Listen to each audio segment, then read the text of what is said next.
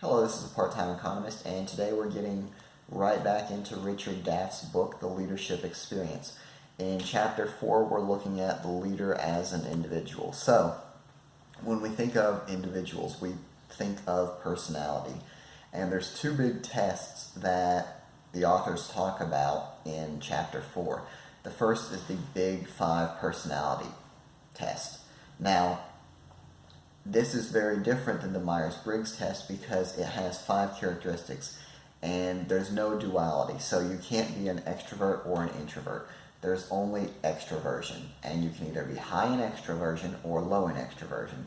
So someone who is low in extroversion is, by definition, an introvert, but this test doesn't depict it in that way. So extroversion, introversion, we know what that means. Neuroticism is the opposite of emotional stability. So the higher someone scores in neuroticism, the less emotionally stable they are.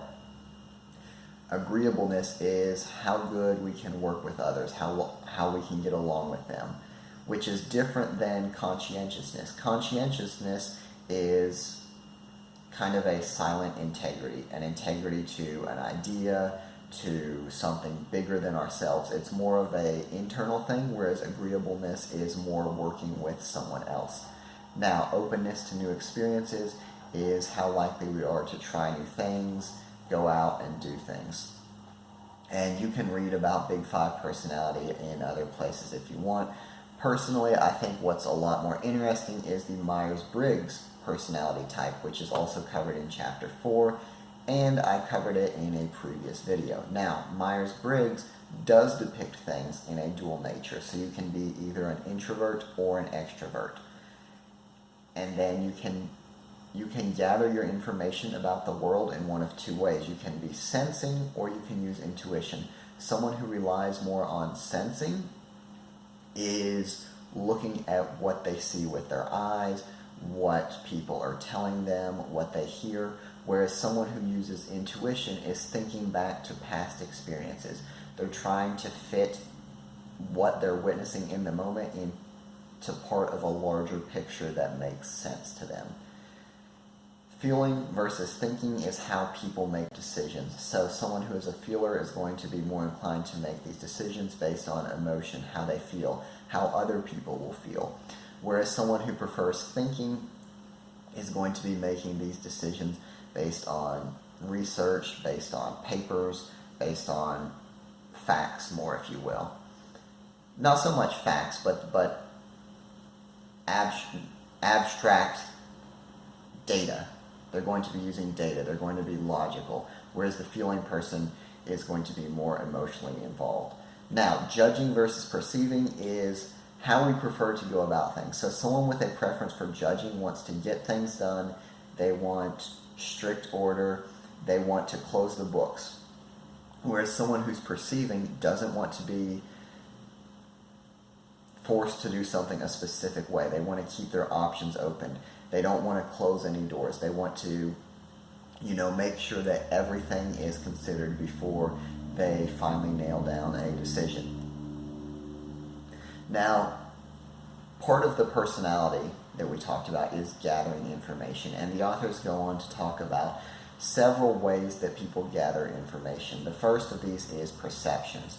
Perceptions can be from our sight, our hearing, anything that we're taking in information. Now, there's several things that can distort our perceptions as we try to make use of them and process them in our brain. The first is a stereotype. And a stereotype doesn't necessarily have to be bad. A lot of people think of stereotyping specifically with regard to race, that it has to be bad. Oh, a certain group of people are thieves, a certain group of people are liars. But in reality, a stereotype is just a preconceived notion about a individual, a group, or even a situation. And it could be good or bad, but it's influencing what you're perceiving in the present based on something you already have in your mind. Now, the halo effect is we see someone as either all good or all bad. If someone that's lacking in a lot of areas does something good, we can't see that because all we can see is the bad that they've done.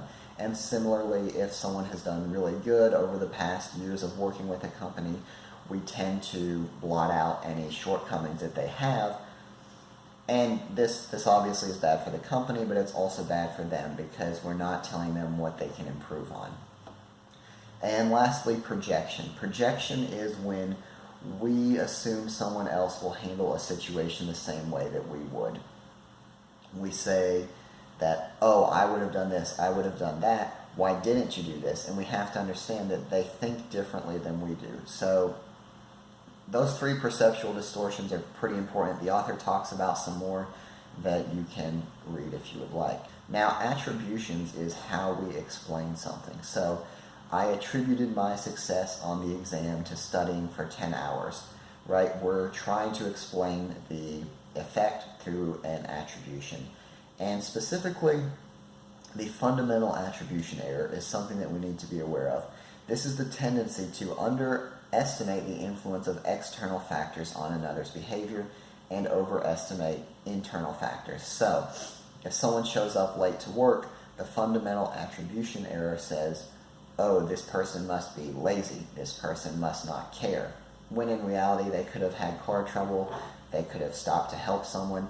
It's just the tendency, and it doesn't happen in every circumstance, but it's the tendency to assume that it's because of a person and something about them, that it's not due to external circumstances, whatever the behavior may be.